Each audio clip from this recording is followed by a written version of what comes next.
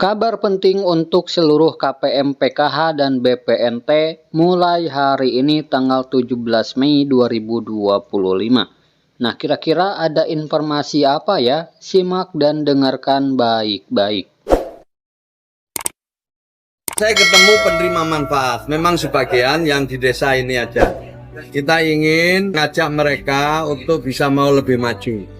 Bahwa program bansos dalam bentuk PKH maupun dalam bentuk BPNT, bantuan pangan non tunai, dan juga sejenisnya, itu sifatnya adalah untuk memenuhi kebutuhan-kebutuhan pokok. Setelah itu mereka harus bisa lebih berdaya, menjadi keluarga yang lebih mandiri. Sering disebut untuk menjadi keluarga yang graduasi, yang lulus. Maka kita ingin memotivasi teman-teman pendamping dan juga keluarga untuk punya semangat yang sama dengan program ini. Sebab kalau semangatnya nggak sama, nanti tidak tepat sasaran atau tidak efektif. Maka sekarang ini kita sedang perbaiki datanya, lalu nanti kita akan evaluasi setiap 3 bulan sekali. Nah, maksimal penerima bansos itu nanti kita evaluasi setiap 5 tahun, kecuali yang penyandang disabilitas dan lansia.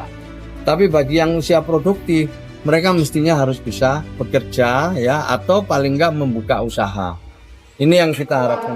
Tidak bisa dibelanjakan untuk kepentingan lain kecuali yang sudah ditentukan. Tidak boleh yang namanya bantuan buat beli pulsa, buat main judol.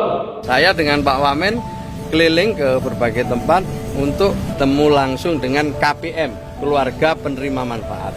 Dengan bertemu mereka kita lebih tahu tentang profilnya dan sekaligus ingin memotivasi agar mereka semangat untuk bisa segera naik kelas, tidak ikut dalam program penerimaan bansos, tapi naik ke usaha-usaha produktif bagi yang usia produktif.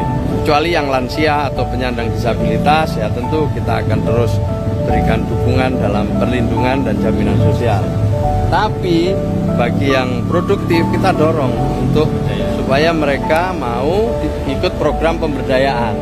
Nah, dengan begitu kerja kita dalam mengentaskan kemiskinan itu terarah, terukur, terpadu dan berkelanjutan. Kemiskinan tidak bisa diatasi hanya dengan bantuan, tapi harus dengan perubahan sistemik berbasis data, pendidikan dan pemberdayaan. Gunakan data tunggal sosial ekonomi nasional sebagai fondasi utama seluruh intervensi sosial. Rekrutmen calon siswa wajib fokus pada desil 1, kelompok termiskin berdasarkan DTSEN. Pendamping harus jujur, objektif, dan bertanggung jawab dalam proses seleksi agar sekolah benar-benar menyasar mereka yang paling membutuhkan. Setiap pendamping PKH ditargetkan minimal 10 KPM graduasi per tahun. Bantuan sosial hanya bersifat sementara untuk menyelamatkan, untuk melindungi dan memberikan jaminan. Tugas pendamping adalah tugas kemanusiaan, bukan sekedar profesi.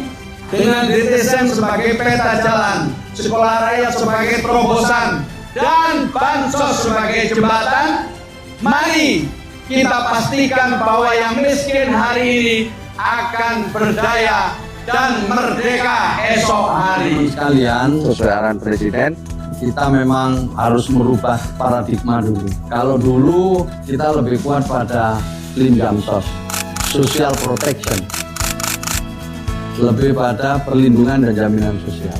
Tapi sekarang kita harus seimbangkan dengan pemberdayaan.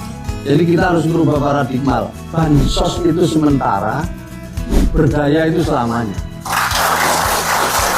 Ini paradigma ini yang harus kita ubah. Maka itu ke depan ini ya kita akan perkuat pemberdayaan. Saya sekarang minta setiap pendamping punya target minimal 10 KPM setiap tahun untuk graduasi.